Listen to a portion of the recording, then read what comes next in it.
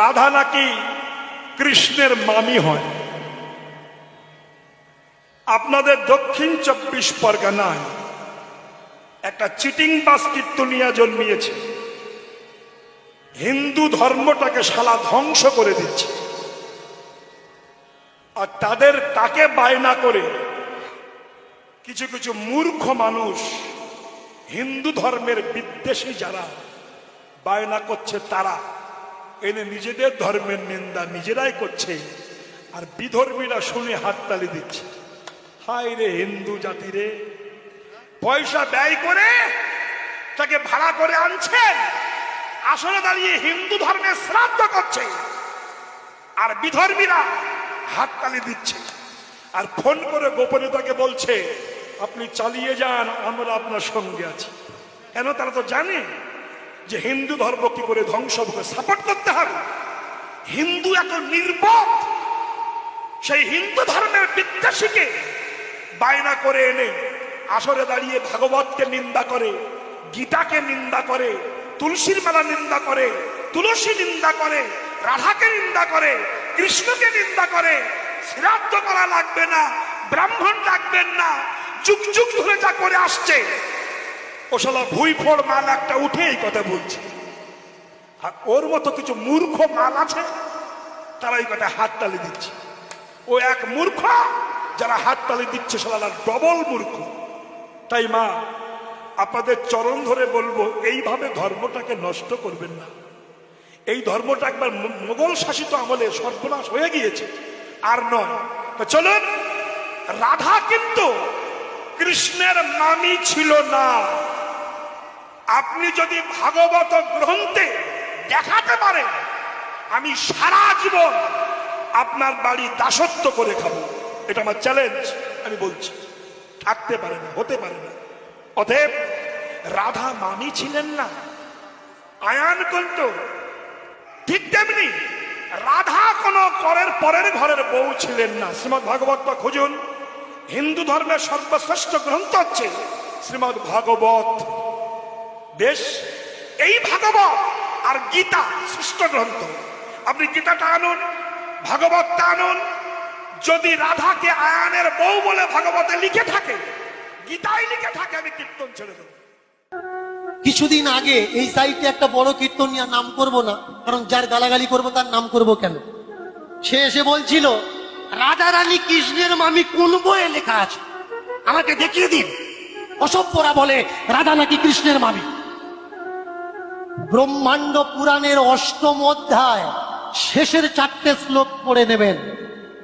সেখানে লেখা আছে, আয়ান 3 সহোদর, 3 বোন। তার ছোট বোন, তার নাম হচ্ছে যশোদা। সব থেকে কনিষ্ঠ বোনকে যশোদা। এর বিয়ে হয় গোপরাজ নন্দের সঙ্গে। যশোদা নন্দের সঙ্গে বিয়ে হয়। তাহলে আয়ানের ছোট বোনকে যশোদা। লেখা আছে কোন গ্রন্থে? ব্রহ্মাণ্ড পুরাণ। এটা আমার মুখের কথা না। ৮ম অধ্যায় শেষের 3টে শ্লোক দেখবেন, তাহলে বুঝতে পারবেন। তাহলে আয়ানের বোন যদি মা যশোমতী হয়, তাহলে যশোদার ছেলে কৃষ্ণ রাধার ভাগ্নে কেন নয়? সব থেকে বড় কথা কি জানেন? যাদের মুখের কথা শুনে হিন্দু ধর্মটা চলছে, তারা নিজেরা বইটা কখনো উল্টে দেখে না। স্ক্রিপ্ট করে মুখস্থ সাপ্লাই দিয়ে চলে যায়, এরপরে ওই, ওর পরে ওই, তারপরে তাই। আমার উপরে যে আরোপ লেগেছে আমি খণ্ডন করছি। শুনুন, কোন বইয়ে পাবেন ভগবান শ্রীকৃষ্ণ গলায় রুদ্রাক্ষের মালা পরতেন?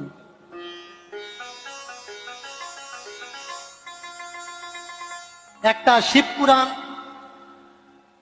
ধর্ম সংহিতা আর বায়বীয় সংহিতা, এই 3টা গ্রন্থের রেফারেন্স আমি দিয়ে গেলাম।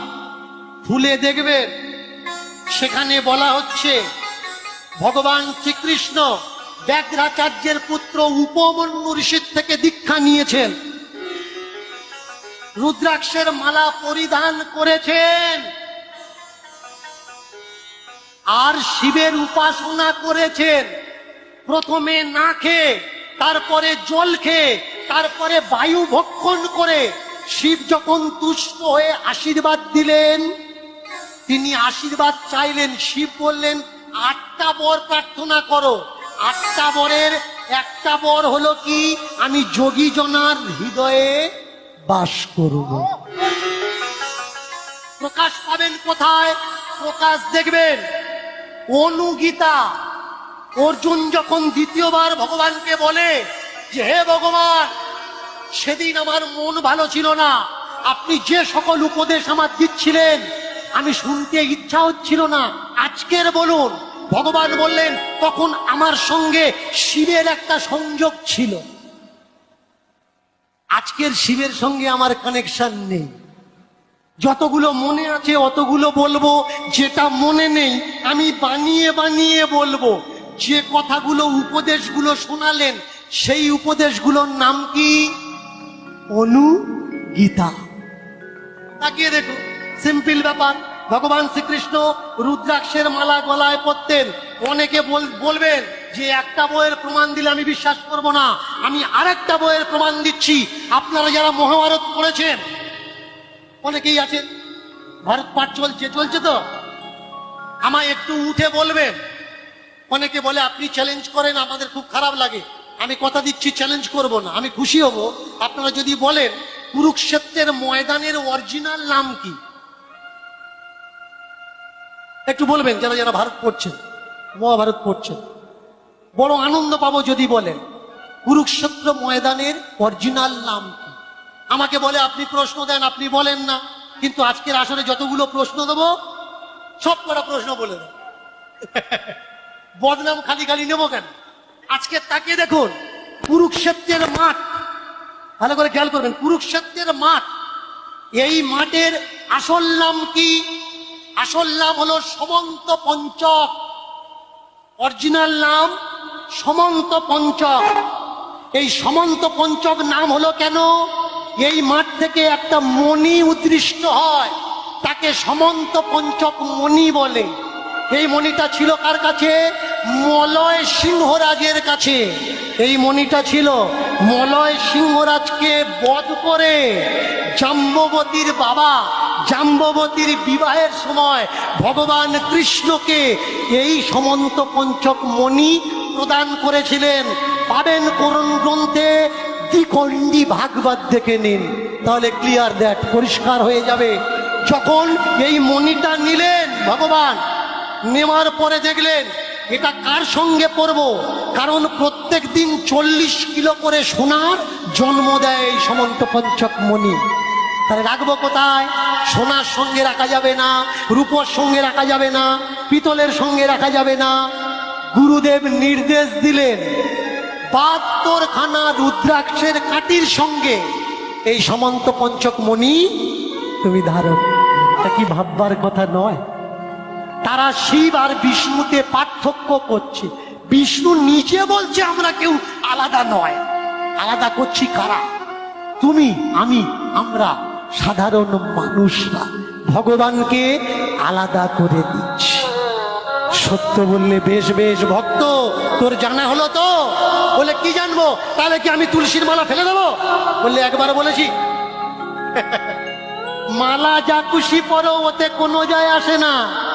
তুলসী পরো, নারকেল পরো, বেল পরো, গোলাপ পরো, রজনীগন্ধা পরো, কিন্তু মালায়তে কিচ্ছু হয় না। কিসে হয়? বললে যার ভেতর ভালো তার সব ভালো, আর যার ভিতরটা নোংরা তার দুনিয়া নোংরা। বহু দূর থেকে এ সাইডে বসে আছে কটা বৈষ্ণব বাবাজি এসছেন, পরম ভক্ত মানুষ, তাহলে ভালোবাসে তাই তো ছুটে এসছে। আমরা মালায় মালায় তফাৎ করছি। আমরা ভক্ত হলাম 300 টাকায়, আমরা ভক্ত হলাম 300 টাকায়, ভক্তি হলো না। পোশাক পরে ঘুরে বেড়াই, করি না ভজন সাধনা,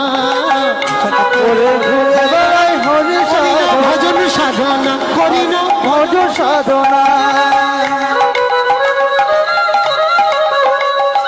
আর হরে না করে বলে ভজন সাধনা। হরি নাম করে বেড়াই ভজন সাধনা। পোশাক পরে ঘুরে বেড়াই, কিন্তু হয় না ভজন সাধনা, ভজন সাধনা হয় না, ভজন সাধনা। ভজন সাধনা হয় না, ভজন সাধনা হয় না, ভজন আমার ভজন সাধনা। মালা পরো, তিলক পরো, সাজনারে মন। মানুষ জন্মে মানুষ না হলে সব যাবে বিসর্জন, সব সব যাবে বিসর্জন, সবাই যাবে বিসর্জন, সব যাবে বিসর্জন। মালা পরো, তিলক পরো, যত সাজম, যদি মানুষ জন্মে মানুষ না হও সব যাবে বিসর্জন, সব যাবে বিসর্জন, সব যাবে বিসর্জন। রুদ্রাক্ষের মালা নিলে, মদ খেলে গাজায় টান দিলে, এরই নাম ভজন সাধন, এরই নাম ভজন সাধন, হরি নাম ভজন সাধন, এরই নাম ভজন সাধন, এরই নাম ভজন সাধন, এরই নাম ভজন সাধন। হরি নাম ভজন সাধন, এরই নাম ভজন সাধন। কত অসভ্য আমরা দেখো, ভোলে বাবার নাম করলাম, তারপরে মালা তিলক নিয়ে নিলাম, নেওয়ার পরে বলছি কে ভোলে বাবার নাম নিয়েছিস, গাঁজা না খেলে কি আর ভোলে বাবার ভক্ত হয়? এত বড় কোলকে বার করে রেখে দিয়েছে, এত বড় কোলকে বার করে রেখে গাঁজাকে বলছে সিদ্ধি, সিদ্ধিটা দিয়ে দিয়েছে, দিয়ে প্রণাম করছে, জয় বাবা ভোলে বাবা। প্রণাম করলি তো কোথায় করলি? কোলকের পা। কোলকে যাদের ভজন সাধনা, এর দ্বারাই কি হবে ভগবান আনাগোনা? কখনো হবে না। তাকিয়ে দেখুন কত বড় কষ্ট লাগে। আমি একলা প্রতিবাদ করলে কি আর হবে? প্রত্যেকের প্রতিবাদ করা লাগবে। যারা গঙ্গাসাগর থেকে জল নিয়ে মন্দিরের নাম করব না, আমি বলেছি যার গাল দেবো তার নাম বলবো না, ওখান থেকে গঙ্গাসাগর থেকে জল নিয়ে পাকা রাস্তা, পিচের রাস্তা হাঁটতে হাঁটতে শিব মন্দিরে ঢালার জন্য লাইন দিয়েছে। ওই শিব মন্দিরের ভণ্ড পণ্ডিত তারা বলছে 50 টাকা করে দেওয়া লাগবে, তবে জল ঢালতে দেবে। বলুন এরা কার? যারা পায়ে হেঁটে জল নিয়ে আসছে, খেয়ে না কে পা পুলিয়ে তাদের থেকে চাঁদে কালেকশন করছে, এরা সামনের জন্মে মানুষ হবে? মন্দির কমিটির কাছে নালিশ করলাম, ভাই এটা কি, টাকা নেওয়ার জায়গা নেই। তারা বলে মন্দিরের কালেকশন। এটাই মন্দিরের কালেকশন।